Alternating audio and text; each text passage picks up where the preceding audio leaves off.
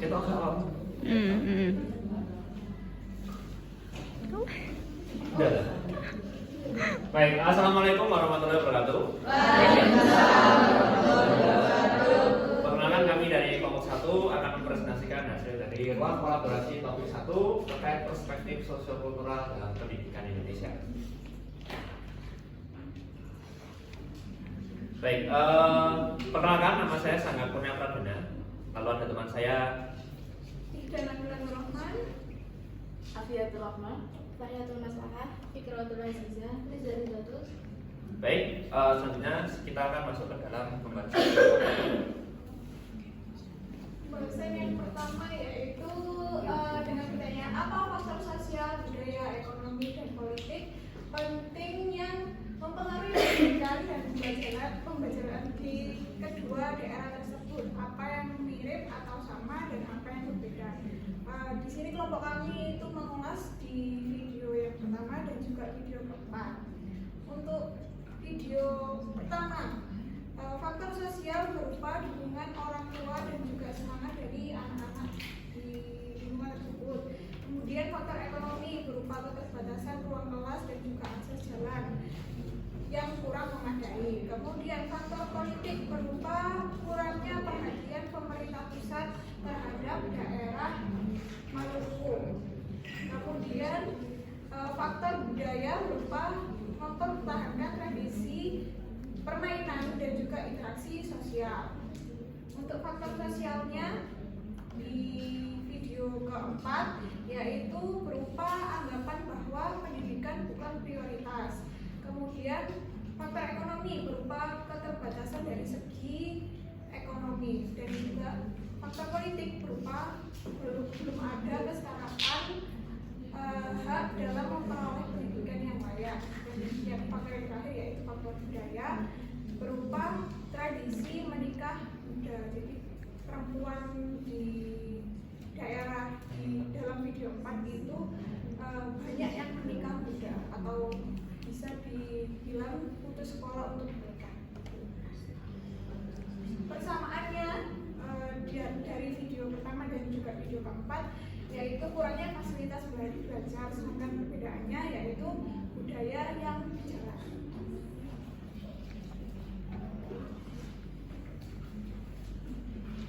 Selanjutnya, bagaimana faktor-faktor tersebut dipertimbangkan dan kemudian diterapkan ke dalam strategi pembelajaran oleh pengajar yang ada di dalam video tersebut.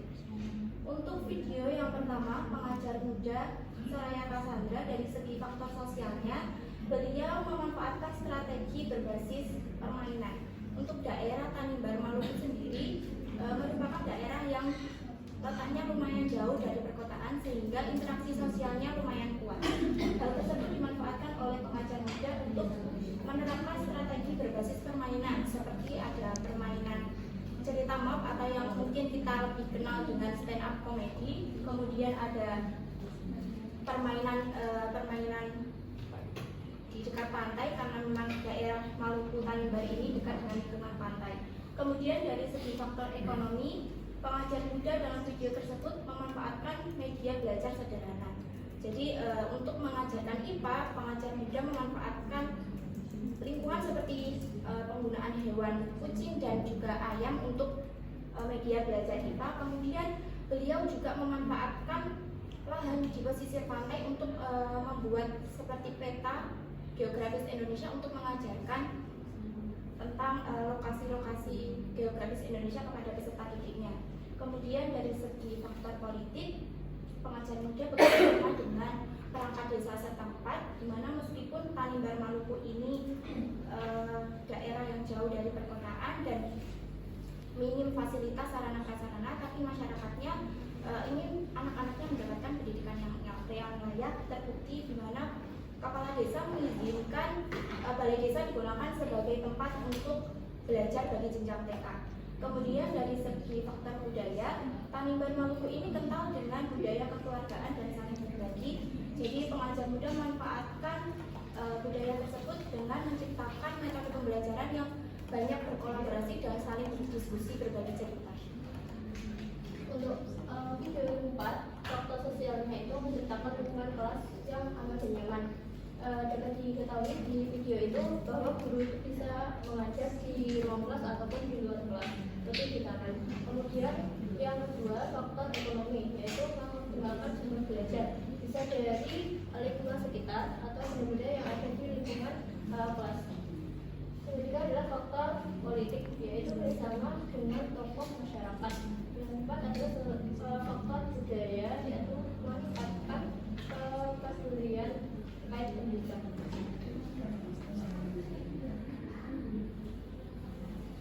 Kemudian yang selanjutnya yaitu pertanyaan dengan mempertimbangkan faktor-faktor tersebut, apa yang akan Anda lakukan selain yang sudah dilakukan pengajar tersebut, yaitu pengajar yang ada di Maluku dan ada di Kalimantan. Yang akan kami lakukan yaitu yang pertama, mendorong kerjasama dalam kelompok magang untuk membangun pemahaman dan menghargai perbedaan. Kemudian yang kedua, mengajarkan nilai demokrasi dan kerjasama dalam kehidupan masyarakat. Kemudian yang ketiga, memberikan soal sesuai tingkat kesulitan guna mendorong pemikiran kritis. Kemudian selanjutnya mengintegrasikan proyek berbasis kebutuhan lokal dan isu sosial untuk melatih keterampilan problem solving. Seperti yang terjadi di Maluku tadi, yaitu asetnya ada sebuah pantai dan juga ada permainan. Nah itu akan kami integrasikan dalam pembelajaran yang lebih lanjut. Kemudian meningkatkan motivasi dan menciptakan lingkungan belajar yang inklusif sesuai konteks sosial. Dan juga yang terakhir, mengadakan sesi refleksi dan diskusi terbuka agar peserta didik lebih memahami diri dan lingkungan sosial. Untuk pertanyaan yang keempat, apakah dengan mempelajari faktor sosial, budaya, ekonomi, dan politik penting yang mempengaruhi pendidikan dan pembelajaran mampu mengembangkan diri Anda untuk menjadi pendidik yang baik? Berdasarkan hasil diskusi kami bahwa kami sepakat dengan mempelajari faktor sosial, budaya, ekonomi, dan politik ini dapat mempengaruhi kami sebagai calon seorang pendidik untuk membantu kami berkembang menjadi pendidik yang lebih baik. Kemudian pendidikan yang memahami faktor ini dapat menyesuaikan metode mengajar agar lebih relevan dan efektif.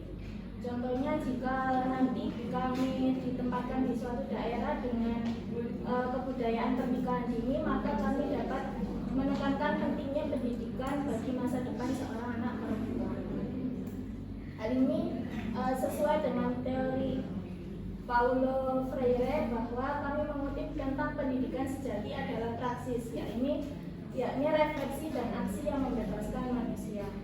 Pendidikan harus membebaskan dan memberdayakan siswa. Tanpa refleksi hanya akan terjadi aktivisme dan tanpa aksi hanya terjadi verbalisme. Di sini maksudnya jika seorang pendidik melakukan suatu aktivitas tanpa adanya refleksi, maka aktivitas tersebut tidak akan ada tujuan yang jelas dan kurang memahami makna dari aktivitas tersebut. Kemudian maksud dari tanpa aksi hanya terjadi verbalisme, yaitu jika seseorang hanya berbicara tanpa adanya aksi, maka yang terjadi tidak akan ada hasil. Kemudian pemahaman terhadap faktor sosial, ekonomi, budaya, dan politik membantu pendidik membangun kesadaran kritis peserta didik tersebut.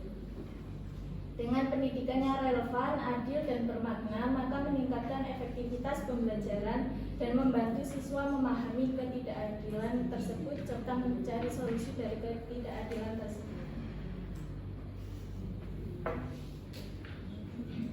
Kesimpulannya yaitu pendidikan yang memahami faktor sosial, budaya, ekonomi, dan politik, maka akan pembelajaran tersebut lebih efektif untuk diajarkan. Kemudian pendidikan yang membebaskan dapat membantu siswa menyadari potensi mereka sendiri. Kemudian upaya bersama antara pendidik, masyarakat, dan pemerintah diperlukan untuk menciptakan pendidikan yang lebih baik lagi.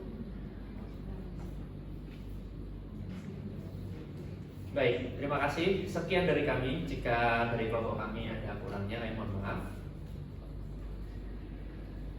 Oke, baik.